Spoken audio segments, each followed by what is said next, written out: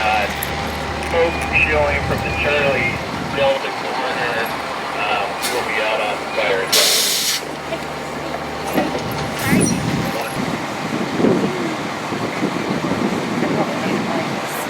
I had to call him about it. He and I were chit-chatting.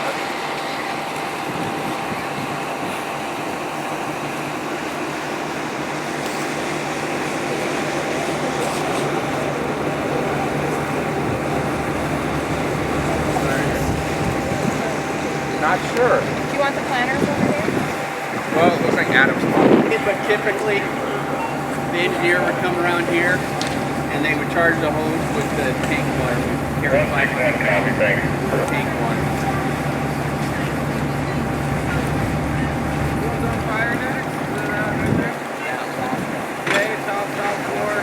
Yeah. Busted out the windows kind of deal? Yeah, and 100 feet. That's 100 feet. Okay, yeah.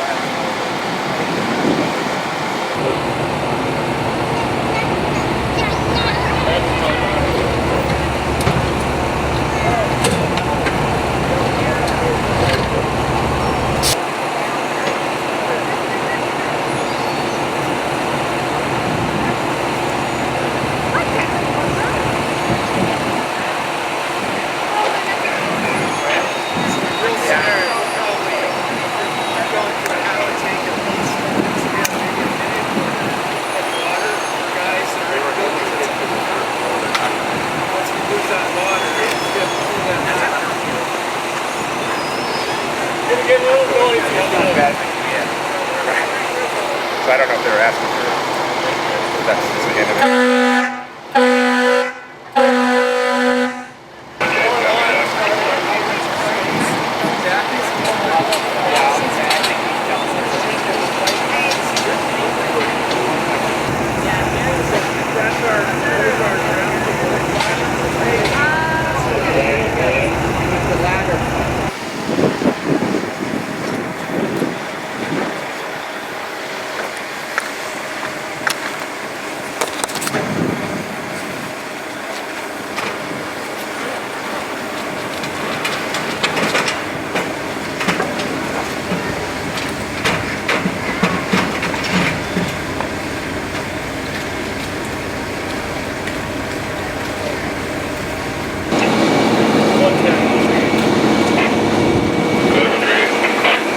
Got one ground left thrown. Good for it.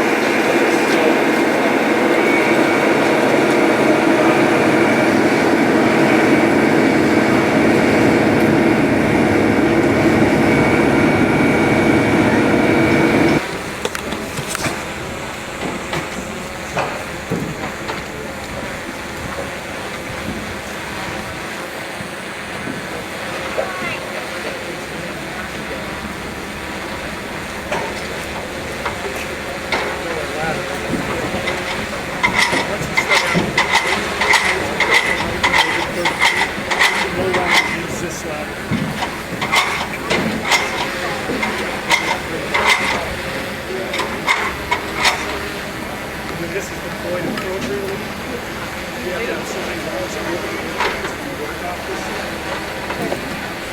So we have to talk to them. That can reach 30 feet. Meaning it has to be about 70 big background.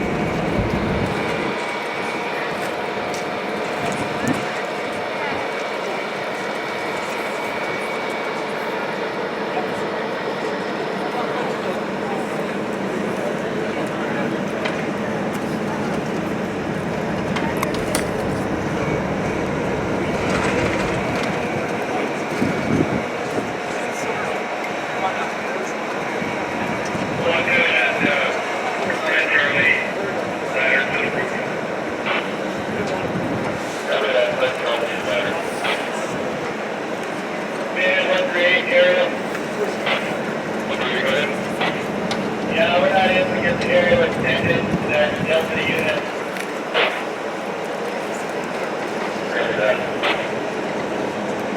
Are you able to get up where you're at and wait So that's. Okay. What's that?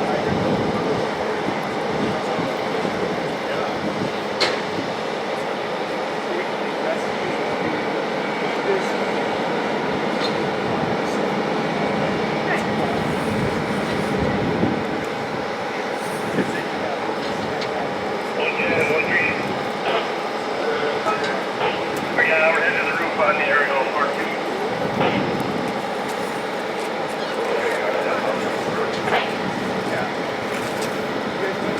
Better. You guys like to go see how the truck's set up too? What kind of room it takes to set up?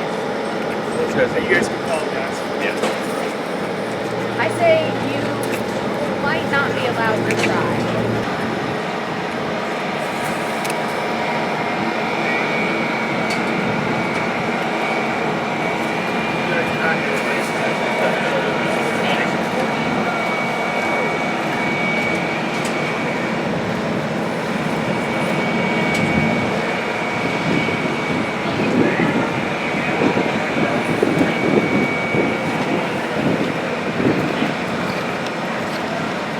Yeah.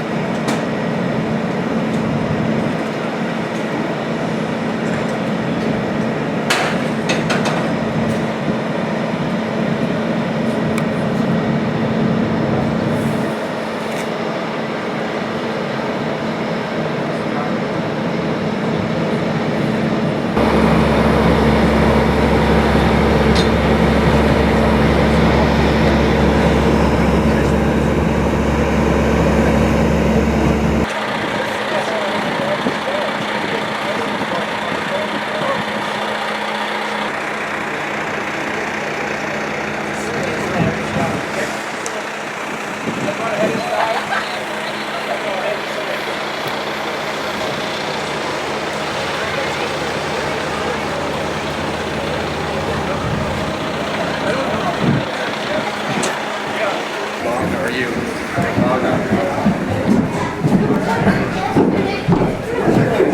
Like Direct TV. I have no idea. I should take a picture.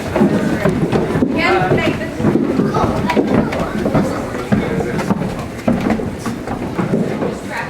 Well, that's the one I'm thinking of. I did a meeting with them a while ago about a storage unit building. Maybe that's not what's going on. I'm curious. This is weird. You could like reach over to your neighbors and it's so close. So as everybody can see, these are pre-connect 1.5 inch. So when a crew shows up on a fire, they're going to grab that pre-connect. We can't make it. So we'll have to adapt to that and figure out a solution on scene, but the way the stairwells are developed and designed, we're not going to have enough. Anybody have any questions?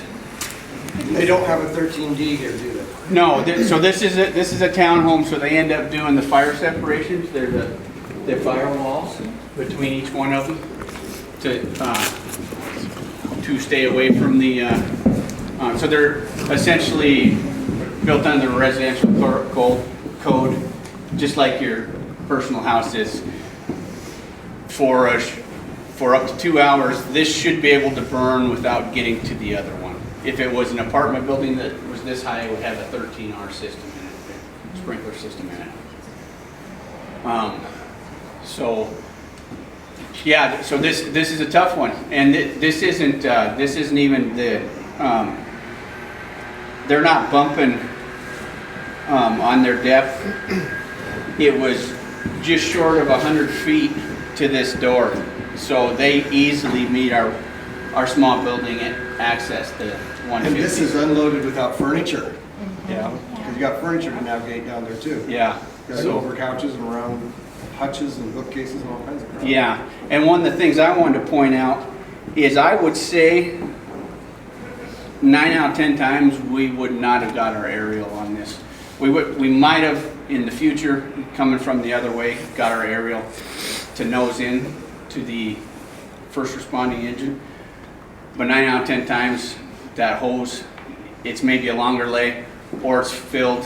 Once that 5-inch fills, did you see that the truck crew got out and started throwing it over the side? 9 out of 10 times it's down the middle of the road, it's full, it's there till the end of the scene, and the truck's got to find somewhere else Connectivity is. to come in. You're not moving that 5-inch once it's charged from the hydrant, and that'll happen when the second engine arrives on scene. They're going to charge that 5-inch line, and typically, depending on the location of the incident, but they're going to charge that before the ladder truck will get there. Obviously, they try and keep it off to the side, but that water pushes it where it wants it to be. So, and that was the other thing I wanted to point out with this 1.5 inch. We can make it to here with the dry hose line, but when we charge that, we're probably going to end up about halfway up the stairs because obviously it's going to take wider bends with that stiffer hose line. So. Yeah. And the other thing is our typical structure fire response is 3 engines and a ladder truck, not 2. But without pulling additional engines out of service in the city, we chose to go with 2 for this demonstration. So we would have an additional engine on scene as well. And you can see what that would do to our congestion on the street. Is the firewall between units like just less flammable materials, or is it that tiny little air gap in there? It's the sheetrock ends up making it, and then you can see that they typically in a regular like an apartment building, they would sheetrock up into the attic space, and then when you go outside, these are separations. But this is treated lumber that they do on their deck, and Adam, is it 18 or 24 inches? What's that? Is it 24 inches Yeah. or 18 inches? 24 each side. That wood won't burn very well. That's right above there. So a good way to think about it, everybody's seen an old fire like in an old downtown, and then just like the building's gone and you see the brick. So that's firewall, and that's what these are supposed to be. So essentially the way these are built, these are supposed to be from here all the way down separation. They can't set, there's no penetrations. They can't, so essentially you could tear this one down and this one would still be standing. We wouldn't have siding and stuff on it. It wouldn't look finished. But they're not sharing. They're basically standalone. They're just like your Utilities, personal home. everything, if you noticed, all separate utilities.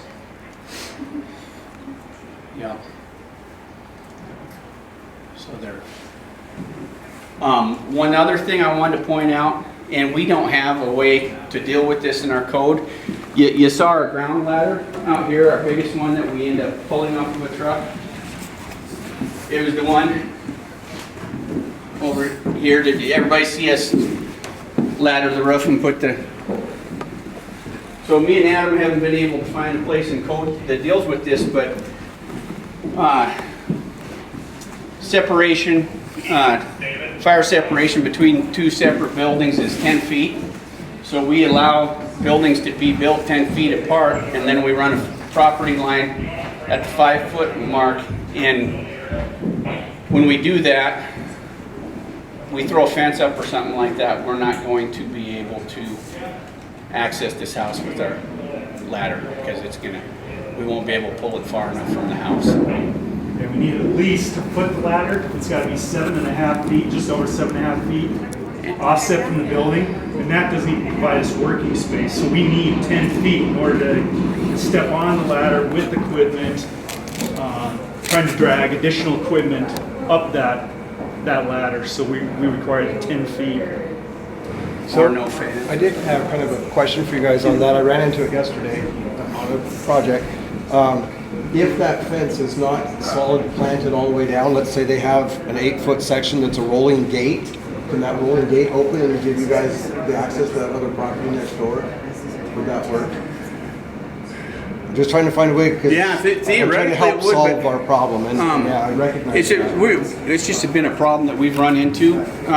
Most of the time, you've got to account for your own, like with your building, and it makes more sense to me that you should have to account for your fire protection on your own property. Like maybe the next door, they're only a single-story farmhouse, and they should. So Well, they might plant a tree in that space at some point. yeah, we just don't. You can't get to it. How do you maintain that? We haven't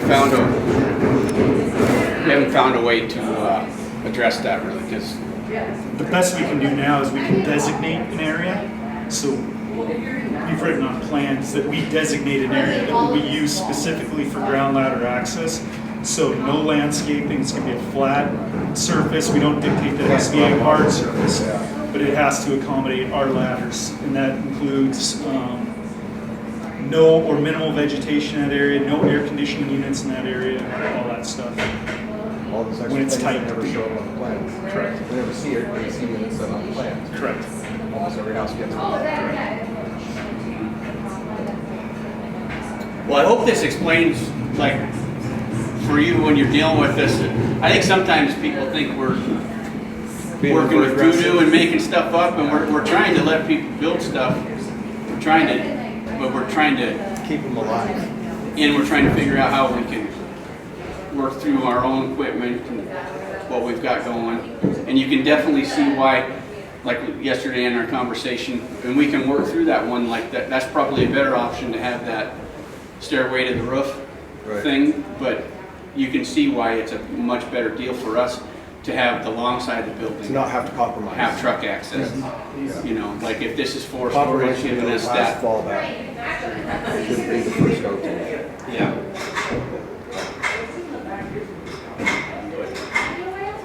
Super big headache for us. Well, and one of those, one of the Grant Creek trucks is parked right by the hydrant, and she was trying to connect to it, and she was putting her wrenches on and getting it all open, so I videoed all that, so that's good information for folks to see, that access to that hydrant's gotta be maintained. Yeah. You can't compromise that. And she was working right into the truck, so. You see, we took, I want to go see, everybody saw the truck, how tight it was? Super tight. And we could have had somebody parked on the other side too. Yeah. Yeah, Well, that's legal parking. And that's more space than we've got in Hellgate Meadows. Yes. That's what I'm saying. Yeah. Because when that thing was built, Monty and I both just came unhinged. We're like, are you kidding?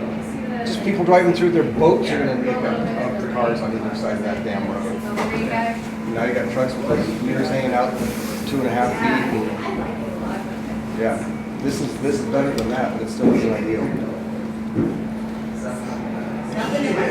Any questions? Did you want to say anything, Adam? No, I was talking quite a bit just during the evolutions. Yeah. Unless we can figure out a way to stop fires and heart attacks, Yeah. strokes and seizures and diabetes, we have to respond. We respond to anything. We're just on a gas lead. Obviously, medical calls are not going to take the same amount of equipment and manpower, but we have to prepare for the worst. But if somebody's trapped someplace, you still need equipment to get them untrapped. Absolutely. If somebody goes up in the scuttle here and they get caught up in their attic, you still have to eventually. Out here, if we have a trench collapse, something like that, then we use our ladders as a high point for making rescues and that stuff. So yeah, access is critical. Access and water supply when it comes to mitigation of fire. Do you look at the pitch of the roofs at all? Because you put that ladder up there, and it's just right here. So I mean, and if that fire is up front, you've got to go all the way across. Yeah, so wherever the fire is, so we were under the assumption that this scenario played out, that the fire was located on the farthest building. Now, if the fire is going to be located over here, we would have access and made ladder access on the Alpha side, on the street side of the building, instead of the Charlie side here. So on the plans, do you designate that with separate areas where stuff shouldn't be there? Like multiple spots for your ladder? Well, in some cases, there is no. Yeah, we designate. I can't remember the one. I did it maybe a couple months ago, and that was just for. It was like I think it was like an ADU or a single-family residence. It was being built in an alley. There, we can do something about that. We can dedicate one area that will be accessible because it's maybe has one or two different roof angles on it. But something like this, where you have a mountain going on. Nothing in the fire code addresses, all these landscaping features. Well, in here, we primarily use asphalt shingles, but, some of those other things. And we do have one over on Spruce Street. They got clay tile. That blue roof with all that polished clay tile, that'd be hard for them to walk across. Yeah, so in some of those cases, operationally speaking, if we saw like a metal roof and it's winter, likelihood is we would employ a different strategy to ventilate that. We might go with a horizontal ventilation versus, unless we can get our aerial there, because then we can work off the aerial. We can work off that platform. It's not too tall. Yeah. Some of the policies are tough for us. For a perfect example, be out here on this street side. Let's say we're in a 4-story building. This is apartment building, but we go with a big boulevard like that outside. Okay, and then just when you're driving in here, or when you're driving back out today, check out the height of the trees that everybody wants in those boulevards. And the trees over here in Pleasantview were only 20-year-old. You Yeah. get into the University District with a 50-year-old. That's gonna make it to where we can't get on roofs. And I don't know, because of this stuff, when I travel to big cities who've been doing this for a long time, you don't see that. And I'm guessing that is purposefully done. That I think it's going to be really hard to build high density, high, and expect a university-looking neighborhood. I'm thinking the University District and the Crooked Edition. It'll be. I don't know how that will. So nothing just We'll be able to operate in that kind of environment. two-family buildings. Oh well, it sounds like being a ball baby up here, but it's what. It's good. It's nice to see this instead of seeing it on paper. It does make a lot more sense. Yeah, It's actually terrifying. Yeah. That's as clean, that's a clean antiseptic design. That's as pretty as it's ever gonna look. Even when you build it now. I mean, there's still no vehicles really out there. It's still pretty clean, and it's still, this is cumbersome. This will be hard. And then when it's fully developed out, then you'll see the, This is also why we require those hydrants to be in before vertical construction, because during combustible construction right now, they could have a fire today. yeah. That big fire in Bozeman a couple years ago, that was a great example of what can happen under construction. Yeah. And if you're not prepared and you don't have those hydrants charged and things aren't available, access isn't there, you can't do anything. Yeah. Buildings are most vulnerable under construction. There's quite a few instances. You can Google that. On the parking stuff, I know, like, I read it when the Independent was was it the Independent? Anyway, there's almost a push to not have to require parking in a neighborhood like this, or less parking than there is now. And you saw what happened just having you guys visit here, and and then I don't think there's enough parking to begin with. What I see a place like this, maybe I see 3 young people living in it, worst case scenario, 3 20-somethings, rent's expensive, and we all got our own vehicle, and 2 of us 3 times a week have girlfriends that stay over here with us. Five And you have cars 5 And cars. that's 5 cars. per unit. And I don't think that's, I think that's probably common. And maybe one of these has a single mother with 2 kids, and they only got 1 car. But I don't know if the goals always fit the realities for that kind of stuff. So I think that would be a really common scenario in it. I don't know if you guys agree with me on that, but Absolutely. No, I've seen it. I was gonna say, 100%. my house has 4 because I have 2 kids in there. yep. You very rarely see these Yeah. units being occupied by one individual or a single mom with 2 kids. You always have multiple cars. You're looking Yeah. at multiple cars. Well, And in it- Pleasant View, right over here, we've got 2 and 3 bedroom homes. They have a 2-car garage attached to every one of them, and there's 2 parking spaces in front of the garage on every one of them. And there's still on-street parking. So you've got 4 off-street parking for every house over here, but as you leave and drive through the neighborhood, look at how many cars are still parked on the street, and trailers, and boats, and RVs, and everything else. But It's- in reality, are you gonna park in the garage and have somebody park behind you? I don't, my garage is full of crap, and all my cars are out in the driveway in the street. Exactly. That is the reality, yes. Yeah. I have a 2-car garage, but I've not had my car in it once. I don't even know if it fits. Yep, me too. No. That makes it hard on the firefighters to get in your house through your garage. If someone's already answered this, I'm sorry, I missed it. How long, would it take to burn one of these to the ground? Is there a point where you're like, oh, it's been too long, it's done? Usually it has to do with the furnishings in it. Okay. Okay. Like backtracks houses, way better than really clean people's houses do. Just Mine 'cause- was good. Homes burn a lot faster now. If the garage is full. But like before everything became synthetics, like cottons and wools and those type of fibers, is it a NIST study where they had like a furniture warehouse and they use like traditional type furnishings versus new modern furnishings with foams and synthetics, rubber stuff like that. Yeah, we could get you Video the, ones that had we could get you those videos, and they off gas, and Tons of carcinogens. their off gas is just, like let's say you had a foamy couch, it burnt, it's black, nasty looking smoke, and it, A lot of the foams today melt more than actually burn, don't they? Isn't that the design of them, is that they actually just melt instead no, of... they burn really flames. good, Yeah, and they have a lot. they get that really dark smoke, and that really dark smoke, you guys have heard of, flashover, or, so that, what flashover is like, so that's incomplete combustion, that's what that really dark smoke is. So when it gets to a really high temperature, and I should know the temperature. 800 degrees. But it can do it at ceiling levels, you know.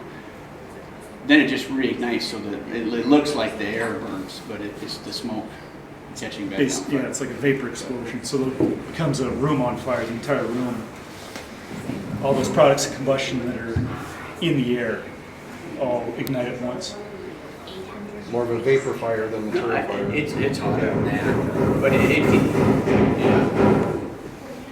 And it can get really hot at ceilings. It's kind of crazy. I thought that was crazy when I first got in the fire service, that you could get at floor level and crawl on your knees with the firefighting gear, and you could actually get up on your knees and feel the heat on your and melt your mask. It can get so much hotter up here than it is down at floor level. Yeah, and this is all lightweight construction, so all these metal truss plates and stuff, these things fail. Everything fails earlier now than what it would have in the traditional construction. So when those start failing, that's what supports the floors, that's what supports the roof. When those start failing, then we have firefighters going through floors, ceilings failing.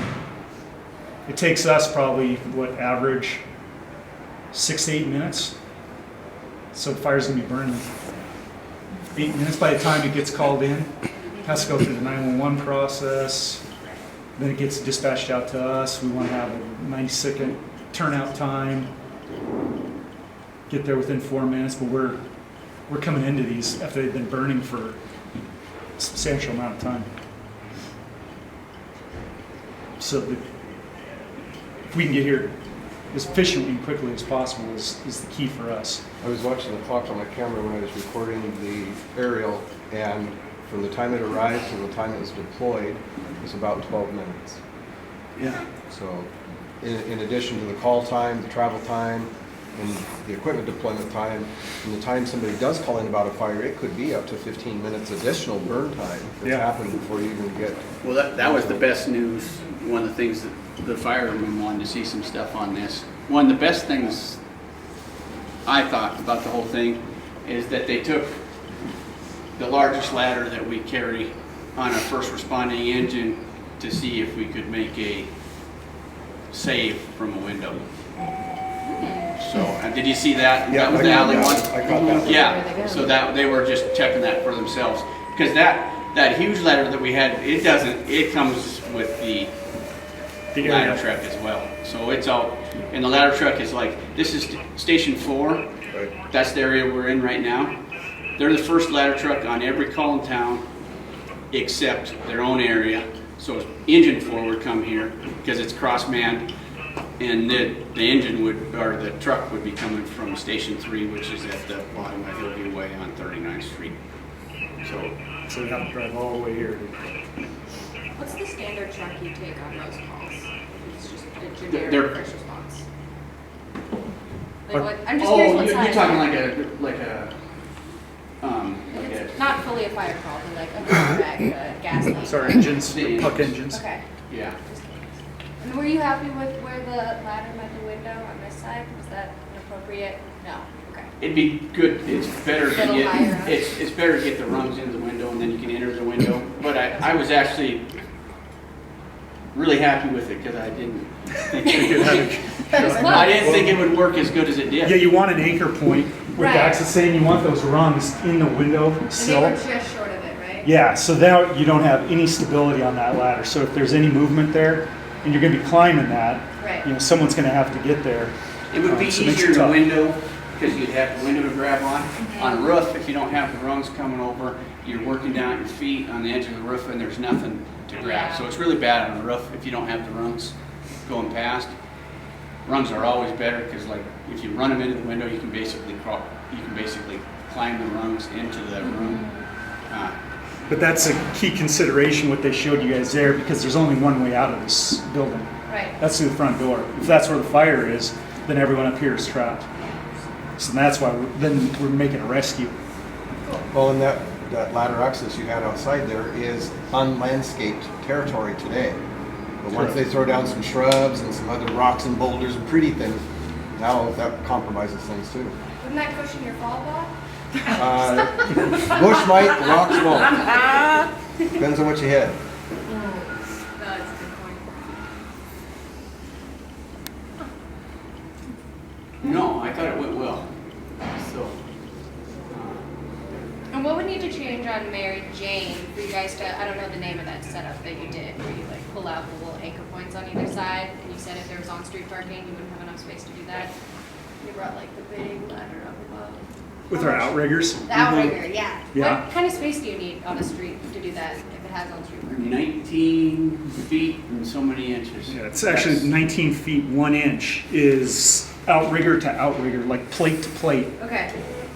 And then movement around it, of course. Yeah. That's why we have the 26-foot drive lane requirement.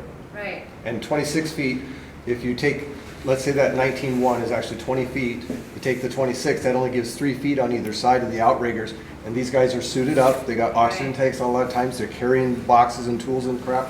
That 3 feet is nothing. And- And that's if everybody's parked to the curb. Yeah. Somebody doesn't park to the curb and they're That's out why- another foot and a half or 2 feet. That's why I wanted to point that out there. Is that why you were parking along the road? Yeah, but Is that's that- why I wanted to point that out, is that, that's the parking lane. What are they, 30, are they 36 or 32 out there? These should be, I think, 36. 30, so that's 36 feet. Okay. And we only had one car on the other side. We're supposed to be able to do that with a car on each side. Then get Supposed in to. So it does, honestly, on paper, it looks different than it does Right. in real life. It's much worse. Yeah, it's a lot tighter. Yeah, It's a lot tighter than it looks like it would be on that side plan. yeah, so. And when we get you in an alley and it's only 20 paved feet, yeah, There's we no can't ladder do to it. it. there's nothing. We can't even make it. We take the garage Can't out even with turn. our basket over here and stuff. Interesting. So. Does the outrigger work in a way where like you could, like you're stabilizing like feet on a table where they don't go down the same length and you can like stabilize Yes, the truck? they so operate you don't make a independently, curve? all four of them do. Ah, Mhm. cool, okay. So you Yeah. can use some of that space if it exists. Yeah, you can. And you that's can- because our roads are crowned. They have a high point in the center. The road drops off on either side. You don't notice it, most Oh, people right, don't see it, but the road is crowned and those outriggers are set up So they're so that always they can in. operate independently. We can be on a road like this, Right. put the outriggers down and make our table flat. We can totally lift the truck off the ground with them. So like one side, and it happens pretty regular where one side's wheels are a foot off the ground, 2 feet off the ground, the other one's. Yeah, we lay additional plates out. Okay, Those additional plates we lay down to Right. kind of stabilize the load and then kind of flatten it, stabilize it. And then as they push outriggers out, they have 2 little counters that are showing them the apparatus. Is it tilting one way or the other? And we're trying to line up everything so we're lifting the whole thing regardless of the level of the roadway. thank you.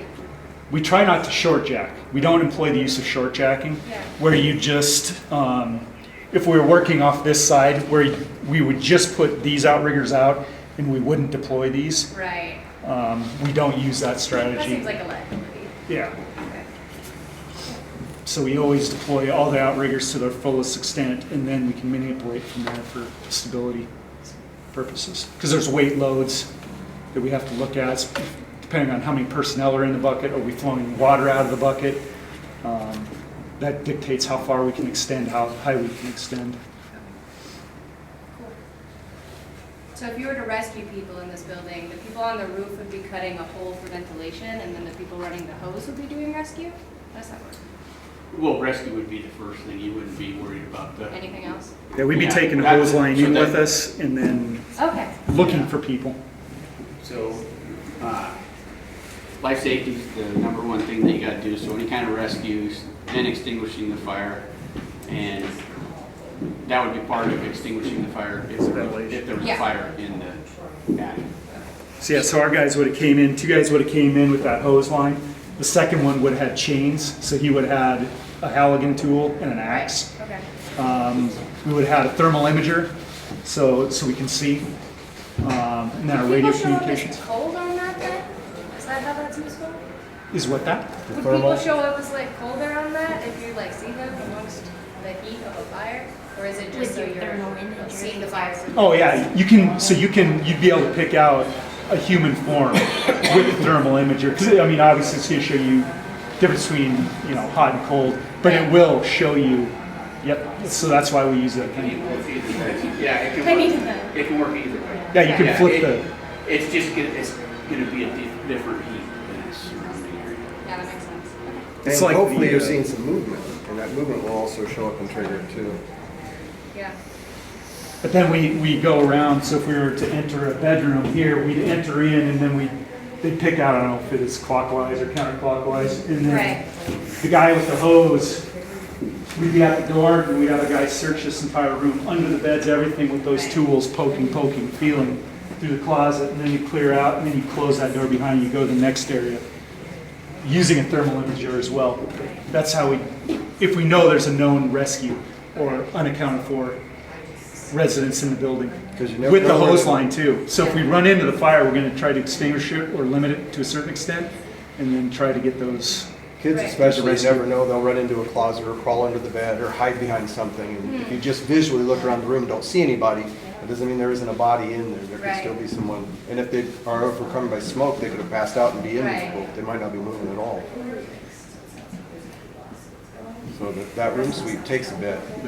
Smoke detectors are, now all these new buildings are being built with smoke detection, so, I mean, those are critical, those are Yeah. key. Early detection, get out of your space, get out of your bedroom. That's why you have detectors in a common area too. You'll have a smoke detector likely here, and then you'll have one in your bedroom as well, because you're supposed, it's safer to sleep, and buildings are designed to sleep with your door closed to your bedroom. That's why you always have the smoke detectors, one out here and one inside. Right. You should be sleeping with your door closed. If fire is not in your bedroom, then the door provides a certain level of protection as well. Doesn't allow the bypass of the heat and smoke to get to you as readily. Okay. But that's why the detectors are so key and why they're placed, Post that on where our they're social placed. media. People would be interested. in And there's that. different We smoke try to. detectors. Some are That's for good to know. smoke only, some are also for heat. Some Yeah. will detect the heat before the smoke Right. if it's a smokeless fire or a reduced smoke fire. Ionization, Some of those, yeah. photoelectric, and then carbon monoxide detection too, with buildings that have utilities that are using those And they are fuels. usually interconnected. And then most of them have battery backup. They're hard, a lot Yeah, of all them today are new construction. hardwired into battery backup. Right. So that's chance of it. failure should be nil. So if one goes off, they all go off. Right. Old school was battery operated, one goes off and one goes off. One goes off, there's only If it's one. going off in the basement, you're sleeping up here at the second floor, you won't hear that thing. So all new construction though, they're all interconnected devices. And then a fire alarm system is a completely different animal.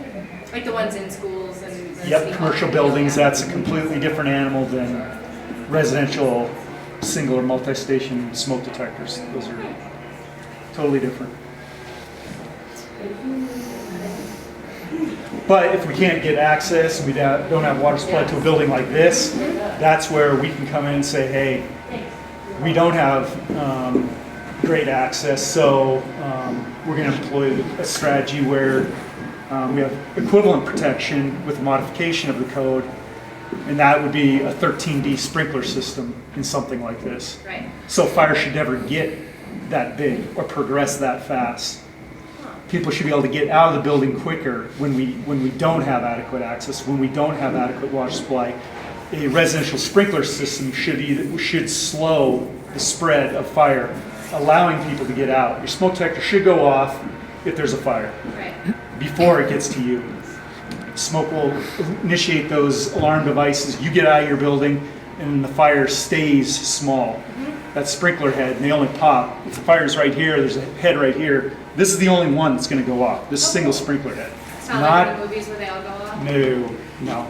Okay. It's a bulb, and that bulb, when it hits in a residence 155 degrees, that bulb expands. There's fluid, Right. there's It's air in that there. little like red Yep. glass thing, yeah. Yep. That bulb expands, breaks, and now you have immediate water in this area meant to suppress that fire. You ever see a future in which all buildings, even like single dwelling units, have sprinklers? It's in the fire code right now. Is it really? It's just The state writes it worldwide out. generally. It's not a specific. And there is places, like. California, But it's funny, Nevada. generally they're warmer weather, but Vegas Oh, is yeah. like that. Oh, really? Yeah, I mean, I think San Diego, California is that like that. Why wouldn't you require a building like this? Cost. It's Well, I know it's expensive. I mean, the but- fire code calls out all residential buildings should be sprinkled. The state of Montana is one of many states that writes out that provision. So that's an ARM amendment in the state. But the fire code is under the assumption, that's with the assumption that all residential buildings are sprinkled. Is it fire code for all new development, or Yes. is it existing modifications? There's an existing chapter. Okay. But, And the building code goes into fire that as code's a little well. different than building code, so fire code has a lot of stuff that's kind of always working when it comes to flammable liquids and combustible Hazardous liquids and materials. storage and hazardous materials. Right. But mostly with construction, it's only new construction. There's some things that changed in the existing chapter 11. Yeah. But they're a real bear to deal with. Sure. But usually they're like they were schools, like old schools. Okay. And it took us a long time. They have to have a fire alarm. Basements, like downtown, the basements when they were originally built, didn't have to have sprinklers. You know, they do. And then a subsequent code came in and included like a basement, if it's got only one way out, one Right. egress point, and you're more than 75 feet away from that egress point, you have to sprinkle your basement. So that's why all the downtown, you have these partially sprinkled buildings. Yeah. Fire code doesn't like partially sprinkled buildings. Right, that makes sense. But like the 21 codes, they're gonna come out and like an existing A2 occupancy that serves alcohol that exceeds 300 persons shall be sprinkled. So you could have a. We already know one in town that's, Yeah. they are not going to be happy. So if they keep that in the code, because the new codes are coming out in 21, so the building code, fire code will all be updated, then that would be a huge one for certain occupancies. So a bar Right. that's less than 300 that's existing right now does not need to be sprinkled under legacy codes, but now that's a huge change, a huge update that could affect Right. business. And then it's up to the state whether or not it ends up being applicable. Yeah, when they go through the code process, Yeah. through the Department of Justice and everything, then they'll, like they do with the residential sprinkler provisions, they write an amendment to that stating that in lieu of 903, blah, blah, blah, for residential construction, this will basically take its place. Okay. So any building exceeding 2 stories or 5 dwelling units shall be sprinkled. Thank you. Good answers. Yeah, and then all these buildings, like